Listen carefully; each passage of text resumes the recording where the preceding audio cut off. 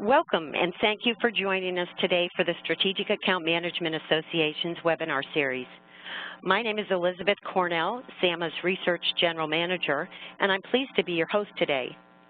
The Strategic Account Management Association, or SAMA, is a global knowledge sharing and networking organization devoted to developing, promoting, and advancing B2B strategic customer supplier value, collaboration, and learning. SAMA schedules approximately 10 live webinars a year to bring you understanding, insights, and fresh ideas on topics that are relevant to strategic account organizations, as well as individuals like yourselves who are managing or supporting your company's most important clients. Each webinar is recorded and then added to our extensive library of webinars in SAMA's Resource Center. Well, today's webinar is entitled Empower Your Customers by Simplifying Account Planning, and it is focused on how Oracle evolved its go-to-market strategy and sales planning processes with technology that drives ongoing, iterative, and customer-focused account planning. With the depth of experience in their teams and tight restrictions on sharing knowledge virtually, Oracle found a way to leverage account planning that enables its teams to collaborate and share industry expertise to encourage critical thinking in complex sales cycles. Today's speakers are Denise Metalis and Mark Kopcha. As Vice President of Strategic Sales and Marketing Programs for the Oracle National Security Group, Denise is responsible for sales planning and readiness, developing NSG's go-to-market strategy, and coaching sales teams on complex sales and account planning. Established in 2005 by Larry Ellison, the Oracle National Security Group has stood on the front line of security solutions, and Denise and her team have been instrumental in achieving trusted advisor status with their clients by focusing on people, process, and technology as a way to drive co-creation and key account growth. A 25-year veteran of the software industry and the founder of Revigy, Mark is responsible for the strategic vision of his company and its solutions, which bring innovative technology to the discipline and practice of strategic account planning and management. At Revigy, he works with world-class organizations like SAS Institute, Roche, Oracle, Ellie Mae, and more to empower highly successful strategic account programs focused on customer centricity, co-creation, alignment, and revenue growth. Well, Denise and Mark, welcome, and we're delighted to continue with you on today's webinar. Thank you, Elizabeth. Denise, thank you for joining us. Always a pleasure speaking with you. Thank you. Glad to be here. As everybody can see from our agenda, the goal today is to discuss what drove you and the team at Oracle to implement your account planning program and the benefits you realized from the program and what you learned along the way. So I think the best place to start is if you could please give us a little insight into who is the Oracle National Security Group. Sure. So as was mentioned, we were formed in 2005. So we are a business unit within Oracle that calls specifically on the U.S. intelligence community. And we strive hard to be viewed as a trusted partner to our customers and are responsible for representing Oracle's extensive product line, both hardware, software, and consulting services. So we work with a very complex customer set that is highly matrixed in their organizational structure and with a very complex and important mission. Thank you. I think it's great to see that even your mission statement is so very customer focused. You know, as everyone knows, account planning programs are primarily about driving customer success and as a result driving your success. So that's great. So Denise, you mentioned addressing large complex customers. You mentioned they're highly matrixed and and have layers and layers of compliance they have to adhere to. So tell us a little about the unique challenges that your team had to deal with regard to kind of the scale and complexity. Sure. Well, as I mentioned, the intelligence community can be pretty complex. So it's comprised primarily of 17 organizations within the federal government. A handful of these are independent agencies that are quite large in of themselves, and the rest are components within other agencies or organizations. So their very nature and structure can be complex just at the outset, and then trying to understand, you know, their mission and what's important to them is obviously not widely available information. So it really requires a level of concerted effort in building relationships with these customers in order for them to share information with you that can help you be a strategic partner to them. So we work hard to align our organization in the best way we can to work with them. But Oracle being a large company and having a very extensive product line and capabilities to represent, we have our own complexity within Oracle. So we found it to be quite challenging to align our organization to a complex customer with, you know, a complex reporting structure to stay on top of our relationships and strategic initiatives. A lot of complexity on both sides. I can imagine the challenge. So let's drill into that a little bit. So originally, what was your approach to planning and managing some of the accounts, and what were kind of the limitations and challenges that you ran into that, and maybe some of them, what drove to have some missed opportunities? Sure. I mean, like many companies, I think we were using PowerPoint as our account planning tool. Some limitations inherent to PowerPoint. You can make nice, pretty slides, but it's really hard to manage to on an ongoing basis. So we found ourselves creating nice PowerPoints and putting everyone through an exercise at the beginning of our fiscal year each year, but then not really following up during the year, and it didn't serve as a living document. So it was very hard to manage progress, drive consistency, and reinforce best practices. Yeah, and I can imagine from your description, having such a large organization and so many products that you can bring to bear to help your customers achieve their goals. Collaboration would be an issue. Let's talk a little bit about the size of the teams and you know, what size teams it took to manage some of these big accounts and some of the challenges around the internal teams within Oracle. Sure. Yes, I mean, some of the account teams can have 20 primary stakeholders.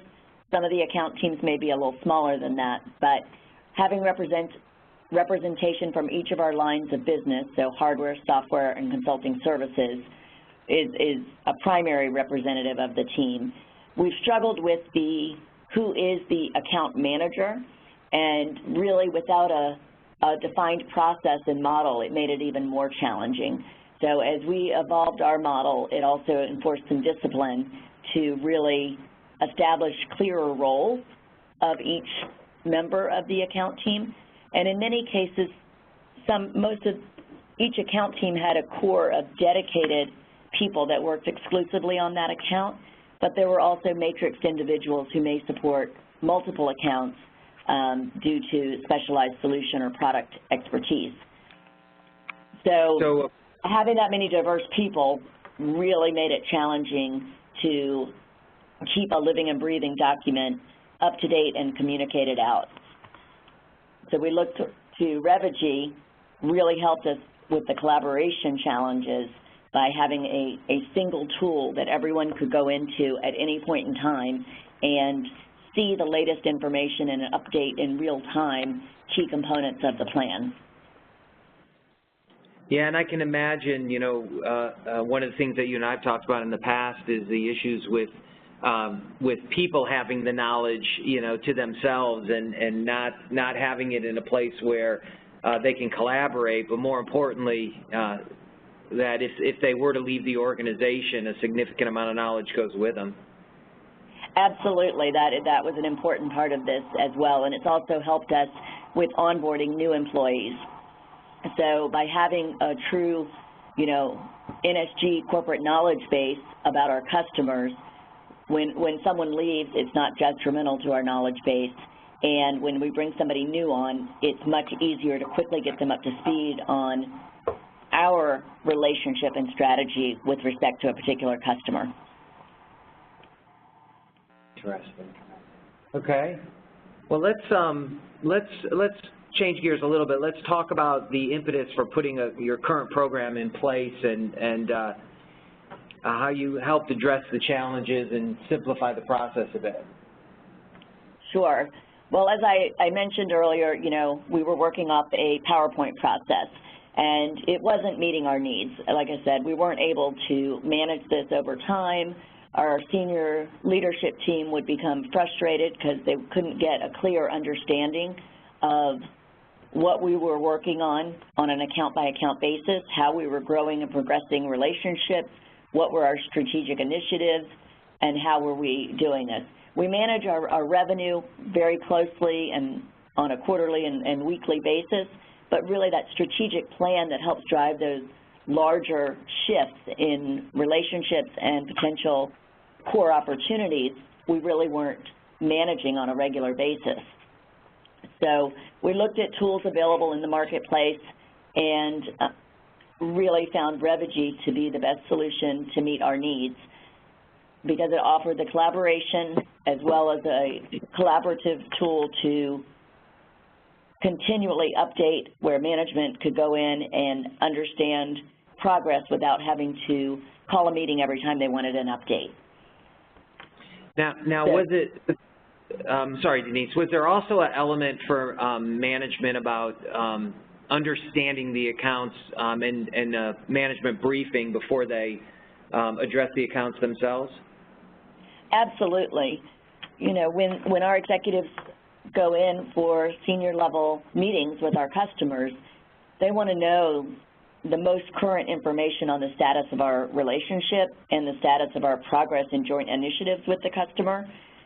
And this is a tool with the call planning templates that exist, as well as the overall account plan, where they could much more quickly get up to speed and be able to talk effectively and remember, you know, how the relationship has evolved over time by having that history in the tool.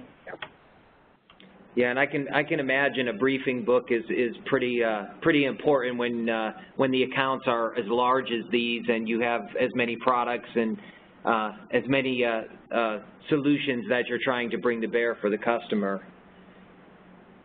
Absolutely. So go ahead, Denise. Sorry. I was just going to reiterate the point that we had our knowledge just scattered over various employees. And when you have a knowledge base scattered over an account team that could be 20-plus people, it really made it hard to be able to get a clear picture at a single point in time and maintain that. And that's really one of the challenges that we saw Revigi being able to help us address. Well, let's talk more specifically about kind of technology's role. So what you saw as technology's role within the new program that you put in place. Well, the technology was critical because we needed a place to be able to document and refer to and update and keep teams all on the same page with respect to their strategic plans. It also helped us drive our sales methodology. Because the tool is tailorable, we were able to tailor it to our specific sales methodology and reinforce that with our sales teams and individuals on an ongoing basis. The built-in ability to drive the thought process by asking the right questions and asking for this certain information really has helped us with our ongoing sales training and implementation of our sales methodology. Yeah, and I can imagine, you know, when you look at some of these strategic accounts, you know, the more complex the account, the more complex the job of managing it and the tools that you use to manage it. So some of these account plans can be pretty voluminous at times. what we'd like to do is next is let's talk about a couple of the tools that were the most impactful. So kind of what the core tools were that you use to help understand and manage these accounts, and which ones provided the most value to you. Sure. So you mentioned relationships and really understanding and collaborating on relationships. Yes, so the ability to map out our relationships and get a visual image of who we're connected with, where we may have gaps in our relationships, is a very powerful tool that has been very valuable to us.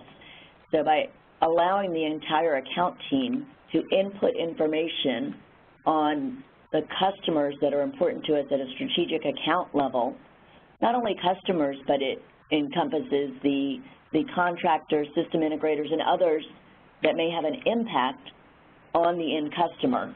Our team used to focus on organization charts as a way to understand the customers, and by implementing technology, we were able to move away from a static org chart into a more meaningful relationship map that shows us the people we actually care about and the way people influence each other that may not be on an org chart. There's always people who exert influence in different ways over different individuals, and it may not always follow a direct reporting chain.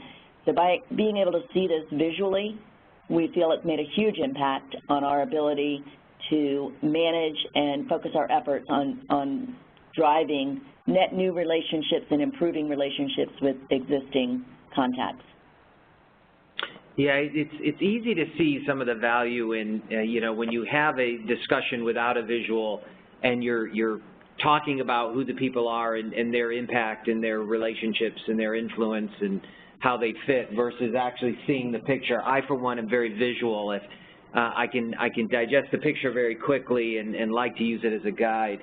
So a question that I always hear is, did you find some reluctance within the team for the people to actually document the relationships that they had and share those? Yes.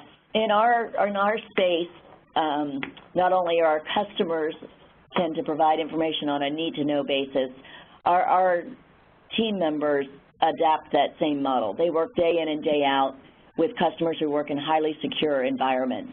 So they, by their nature, aren't open information sharers with people they don't view as need to know. So it really took some work at a senior management level and executive team level to stress how important these maps were to us on many different levels. And as we started to drive this as a regular process and a necessary artifact for going in to talk with our senior executives and prepping them for a meeting, it started to drive the behavior we wanted, which is to get people to share their contacts and share it in a secure instance that we maintain of this system. Now, there's certain data, you know, we can't put into a system, but to the extent that we can, given our customers' nature, it has been hugely valuable, and it's also helped us, as we talked about, capture that corporate knowledge. As employees worked with this in their account teams, we could see walls starting to come down between the employees. You know, people naturally wanted to guard their own information and contacts. By seeing the value of other people's contacts and how that could help them with their specific objectives, it started to foster not only the ability to collaborate by seeing information, but more collaborative discussions and information sharing across the account teams. Yeah, that's really interesting, Denise, and I would appreciate you sharing, because I think across most industries and a lot of the companies we've worked with, you know, we've seen the issue, and I think if you were able to have them see the value, even with the need-to-know component that others don't have, you know, that's very encouraging, because that is sometimes a struggle with people not wanting to kind of share their knowledge with other people who are selling into the same account, even though you're in the same company. Absolutely. So let's move on to another tool that you you've taken advantage of, which is looking at white space or heat map, a product map, if you will. Sure. As I mentioned, we have 3 primary lines of business, but within each line of business, particularly in the hardware and software product lines, the product list is quite extensive. Oracle has grown over the years from being a relational database provider to having a very extensive set of offerings for our customers at every layer in the technology stack. So being able to keep track of what our customers are using, where they're using our technology, where they're using competitor technology, and where we may have potential opportunity in either, white space or previously owned by competitor, was really a valuable view into our penetration within the account. So typically, with the relational database, we were very engaged at the data level, which led to a very strong relationship.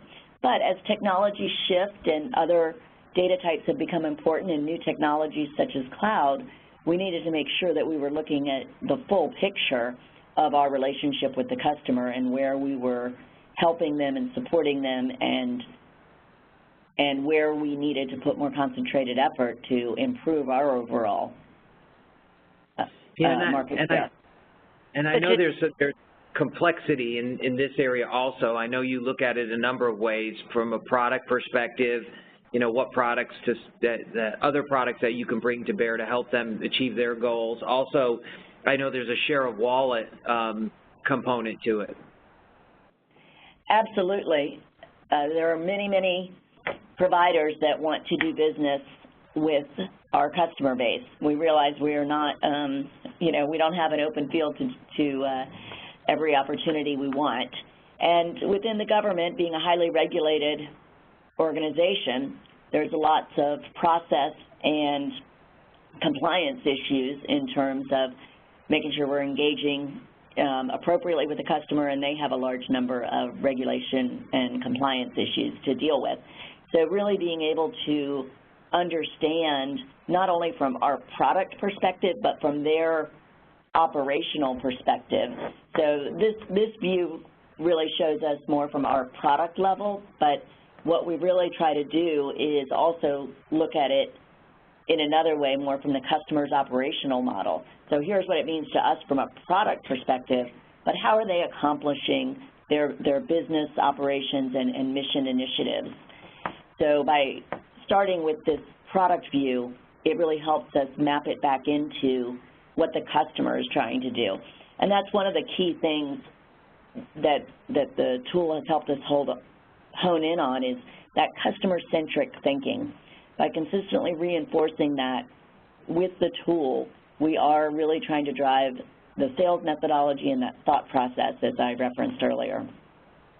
Yeah, the alignment, I guess, if you will, for everybody's benefit, I think we're talking about the alignment between your solutions and the customer's goals and objectives. Absolutely. Was there a question? Yes, I'm sorry to interrupt. A question did come in, and it has to do with accountability, I think, and the integrity of the data that goes into the system. So I guess the question is, you've got a lot of people inputting this, right, to keep it current in real time. So how do you manage, I guess, compliance as well as the accuracy of the data going in? Sure. Well, there is reporting in the tool, so we can easily run reports to see who has input or who hasn't been inputting information. But more importantly, the quality of the data is what we try to manage. And that's done by an ongoing review process. So we've set up a self-governance for the account teams, and there is a primary owner of the tool within that account team. So they are consistently making sure, as the account teams meet and have discussions, the tool is being updated and that information is current. And then as it's reviewed in a structured process with the account team, so we have an executive sponsor assigned to each primary account team. and they hold regular meetings with the account team to review where they are in their strategic plan, how it's progressed, what they need to do to move forward. So it does take an ongoing management process to make sure you're getting good data entered in the system. And then in addition to the executive sponsor ongoing meetings, of course, we have more strategic account reviews with all of our executives. But it definitely takes a strong executive commitment and management commitment to make the tool viable and to make it productive and effective for your team. Right. Does that answer your question? Thank you. That's very helpful. Right. Yeah, and I think you can say to make the solution viable, right? It's the whole program that, you know, management drives the program, and that's one of the key factors to the success of the program in itself. Yes, you can't do a program like this without strong management buy-in at all levels. And so in any decision to implement, it has to be that management's willing to consider change in the way they operate. It's not just change at the user level or, you know, an individual contributor level. It has to be change at the management level at all levels. Agreed. I think that's one of the more important things that for people to take away is that, you know, that there needs to be the commitment because you are dealing with some of your top accounts, and, you know, management's commitment is vital to the success of the entire program. So you have a complex scenario. You have large accounts. You have a lot of people representing various product areas and specific products that are managing the account. How do you keep everybody on the same page from the perspective of, you know, who's doing what within the account? Well, again, the tool helps us greatly here. I mean, one of the biggest challenges that we were having is we'd have a meeting, take down a list of actions, and maybe somebody would document it, and then everyone would go their own way. Get together for the next meeting. What's happened? Well, you know, this, I didn't think it was important anymore, so I moved on. So this really keeps the team on track by being able to document their goals, objectives, and actions. So forcing the team to come up with mutually agreed upon team goals of what they want to accomplish, not only from a revenue perspective, but from a customer perspective. What are we going to do? What impact are we going to have on this customer? So by establishing a mutually agreed upon goal and then establishing an objectives that will help us achieve that goal and specific actions that need to be taken to get there. So in having owners assigned and with due dates and status updates on an ongoing basis, everyone can go in, see what's assigned to them, make sure they're working it, so when the teams do reconvene and talk about things, we know things are moving forward on an ongoing basis. It's allowed us to streamline our meeting process within the account teams. One of our challenges is too much time was being spent in internal meetings, and because it required so much coordination and collaboration, by being able to leverage the tool to help us with some of that, we've been able to free up more of their time to be customer-facing versus spent in internal calls and meetings. Yeah, and I think another driving force here for, you know, making sure that you've got, you know, goals and objectives defined within the program is to make sure the activities actually align to a goal and people aren't off doing activities that in essence don't. And we've seen a lot of cases with programs where there's a lot of activity being done, but only some of it is in support of one of the primary goals we're trying to achieve with the customer. Absolutely, that's a very good point, Mark.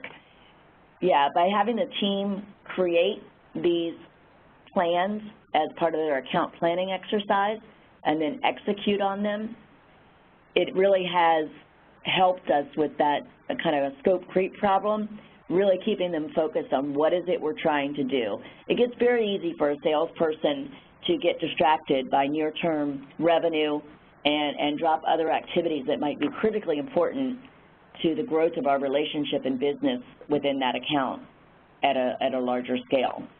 So by forcing the teams to document it, it really pushed the accountability issue quite a bit, because nobody wanted to come in to the meeting and see a big red by their name for not having completed something or being past due. Mm-hmm. I can imagine that, especially when management is also looking at it. So Denise, let's talk about how, with the program, how you really kind of get it to stick, and what things that you did as you rolled out the program itself to really kind of reinforce and to make sure that people were going to follow the program, adhere to the program, and use the tools that would help them stay on track. Sure. You know, as I talked about, it really took a strong management commitment and making sure that we were changing some of our management habits and processes. So we really had to change our managers, to all of them, to really a coaching mentality. So the tool helps us really do that quite a bit by giving feedback within the tool. So it not only gives managers coaching guidance built in, but it also gives individuals feedback on not only how complete have they filled in, you know, important aspects of the plan, but what's the quality or effectiveness of it? How well do we know our customers in terms of the relationship map, as an example?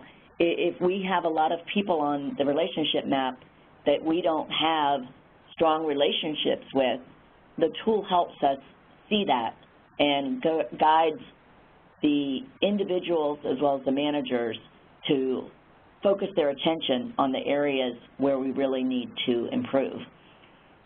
So that really took a process to get everyone comfortable with more of a coaching process versus just a top-down management guide. As we've evolved this, and we've continued to do it over time, I will say one of the things that makes me very happy is I've actually had people come up to me and say, please don't stop doing this. This is helping us.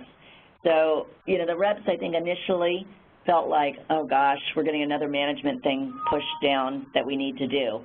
But they're actually seeing value in the tool, and I think the whole coaching and the way it helps reinforce those best practices through coaching has been an incredible part of that.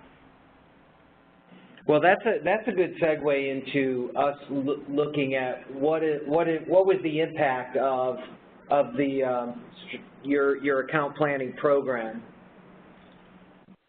I know you've touched on some of these, but you know, we've got a couple of slides we used to wrap up, and we may be repetitive, but I think it's worth coming back to this. Sure, no problem. I mean, the impact is definitely, I've talked a lot about the collaboration and coordination, so clearly increased communication across the lines of business and everyone, all stakeholders across the organization has been an immediate value that the tool brought us to.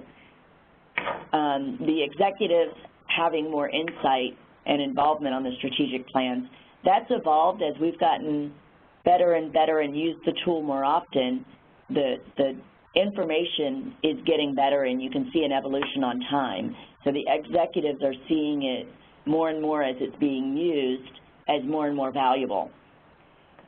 So not only are they coaching, managers coaching them, the executives are seeing true value at their level. So, you know, kind of the immediate value was shown at the individual contributor level, then up the management chain, and then the executives, I think they see the value in it after the tool has been implemented for a little bit, as the information starts to mature and become more relevant and more accurate and more honed in on the team's goals, objectives, and actions.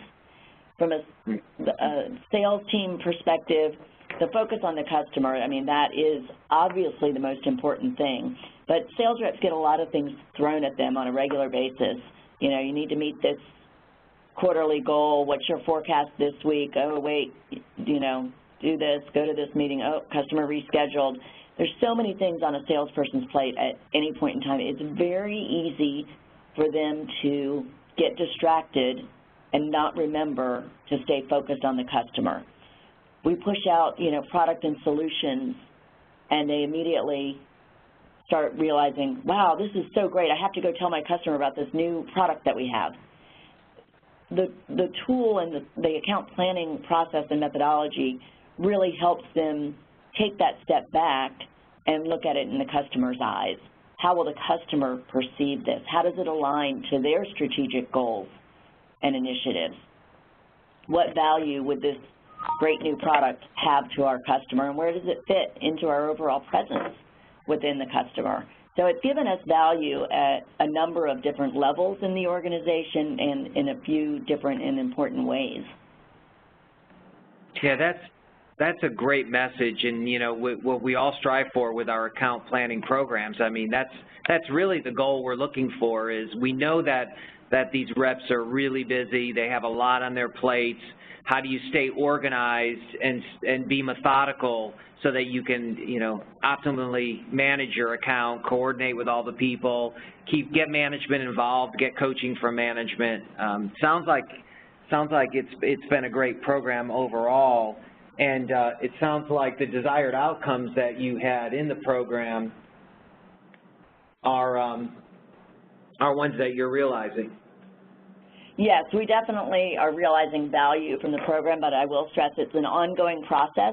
It's never a single end state, so it takes a constant governance process to keep this going and make sure that we're continuing to evolve and drive it and looking for progression at all levels. Oh, yes. I'm sorry. I have a question here that might relate. The person is asking, can you share some examples of how your team used the tools to actually identify new opportunities that might not have been visible in the PowerPoint system?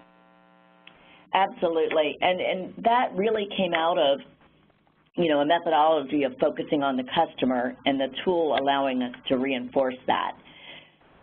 Everyone knows you need to think about the customer, right? But as I talked about it just a few minutes ago, it gets easy to get distracted, and I think the sales reps and other account team stakeholders need a constant reminder to drive that consistency of their thought process. So by really focusing deeper than we had, quite frankly, with the PowerPoint process, on what the customer's goals are, what's driving them, and how are they trying to accomplish these goals, what are their strategies and tactics. By documenting and forcing the teams to think through that, it really helped us look and understand better what they were trying to do, which led to net new opportunities that we may never have thought about before. We were guilty, as many, I think, sales teams are, of assuming we knew. One thing to say, I know they are trying to do X, and here's how they're going to do it.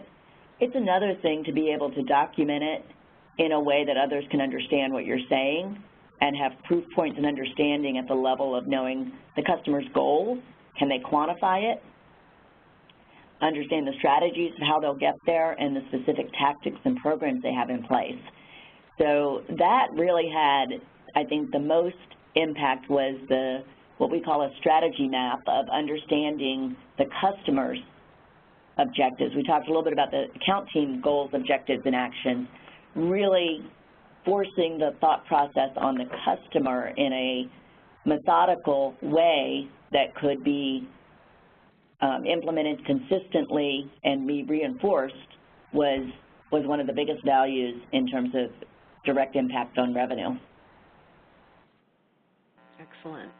And is there any part of the account plan or reporting that can be made visible to the customer, or is that done separately? There is. That is a nice part about it because this is meant to drive customer-centric thinking. So we're able to create reports or views of the relationship maps and other important planning documents and sit down with the customer and say, here's what I understand. I understand this is your goal, this is your strategy, and these are the tactics that you're using to get there. Do I have the right understanding?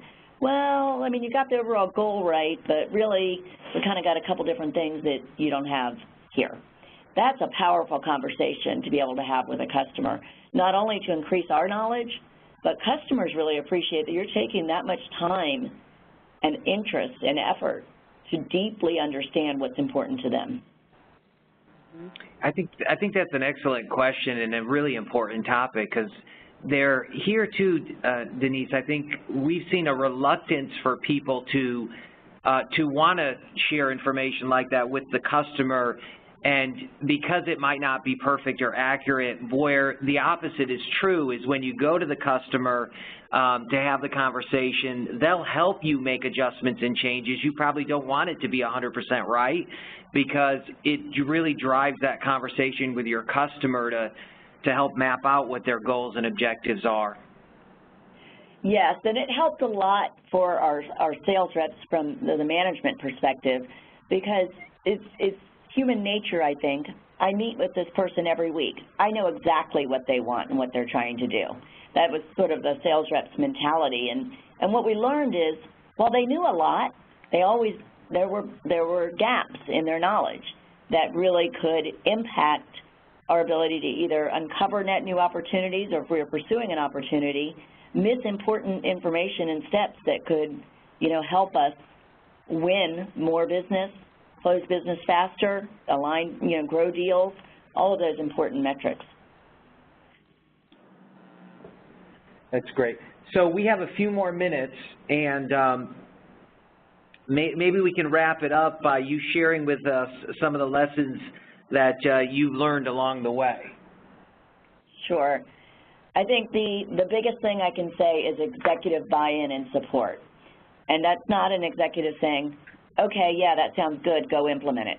It really needs ownership and leadership from your executive. They need to drive organizational change to ensure that the program is successful. It's an ongoing process. Again, I think I mentioned earlier, it's not an event, it's an ongoing journey. Consistent reinforcement and coaching cannot be stressed enough because it's very easy to get distracted and not keep with a program. What I did find is if you have incredibly strong support and you stick with it, people start to see value in it and it becomes easier over time. But initially, it's critical to have a very strong plan for how you're going to implement with executive leadership driving it. Excellent. Well, Denise, this has been awesome. Appreciate your time. Elizabeth, we're going to turn it back to you if there are any additional questions. Yes, and thank you very much. I do have a number of questions here, and some of them are around the technology itself, Mark, so you may want to address some of these, or if Denise can't. But is the tool embedded within the CRM system you have, or within a Salesforce.com environment? How is that integrated, and what does that look like? Well, I'll jump in since Salesforce.com was mentioned, and Denise is with Oracle. And we'd be happy to follow up with you on questions like this that relate specifically to technology. We really like to talk about best practices and kind of the value of the program. It's important that technology, whatever technology you use for the program, is tied into your CRM. It either has to talk to your CRM or be embedded in your CRM. So I think that's definitely a critical component. Yes, and I think that was the essence of the question, that it was integrated. I think it's an important point because a lot of people initially think, well, I have a CRM system. Why do I need an account planning or an account management tool? And they are very different. They're very closely connected, and the integration and ability to share information is critically important, but they do serve very different purposes, and CRM systems typically can't help you at this kind of strategic level in really kind of a reinforcement of your methodology and thought process is the true value, I think, in something like this that complements a CRM system. Mm-hmm. Yes, but they do need to work hand in hand to be truly effective. Right. Right. And I've got another question that actually goes back to that slide about the products and services mapping. If you're able to answer it, the questioner is interested in how you get the competitors' spend data information. That is a challenge.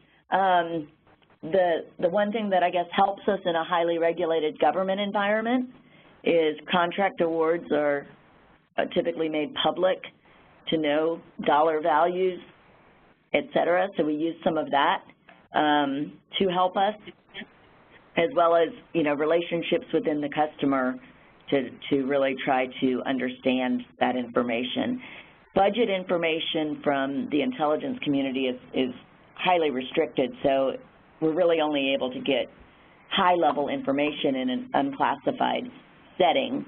So understanding their spend and who they're spending it with is an ongoing process. It does have its challenges, but it requires using all resources available to you as well as deep personal relationships to really understand what's happening.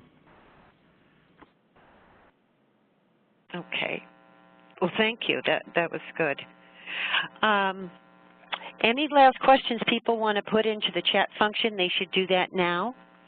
I think this has been great. I'm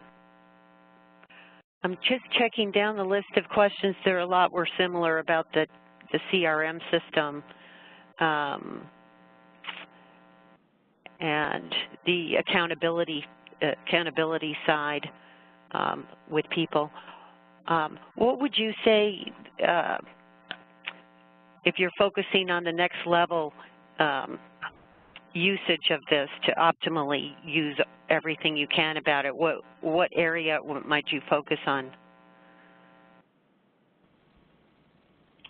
I think the question is, if we were to expand our usage, where would we focus? Yeah, I mean, do you feel like it's being used at an optimal level right now? I think it's an evolution, and I do think it's being very widely used. I do think we have some account teams that are leveraging more value by using it more optimally than others, and that's an ongoing management and coaching area for us to improve in. But just by the natural dynamics of a team, some teams do better than others in terms of managing a group work project. So it takes very consistent and constant follow-up and leadership. Our challenge right now is getting all account teams kind of to the same level of performance with the tool. Mm-hmm. And Elizabeth, I'll add a comment in. When you look at account planning in general, it's as much a journey. It's not an event. It's more of a journey.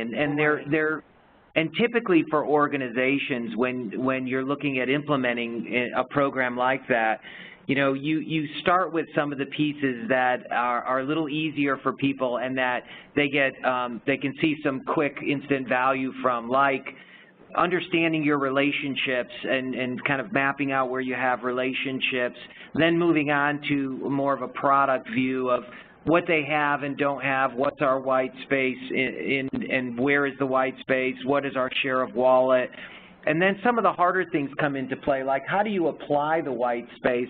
You know, what do you go after for a white space? Well, that's where, you know, the third leg of the stool comes in, which is how well do I understand my customers' goals and objectives, what they're trying to accomplish, and how that applies to my products and services. And once you've gotten to that level, now you can very intelligently look at the white space, what applies to the customer's needs, and do I have the relationships to drive it, and it all starts to come together. But, you know, it's a journey to get there. It doesn't all happen day one.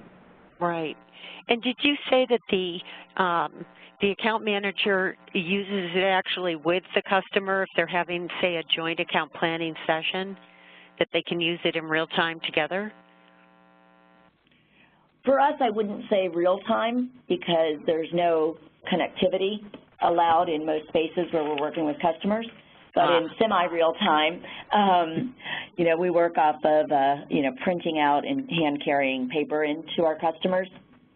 So that's one of the limitations just given the nature of our customers. There's no electronic communications that can be done.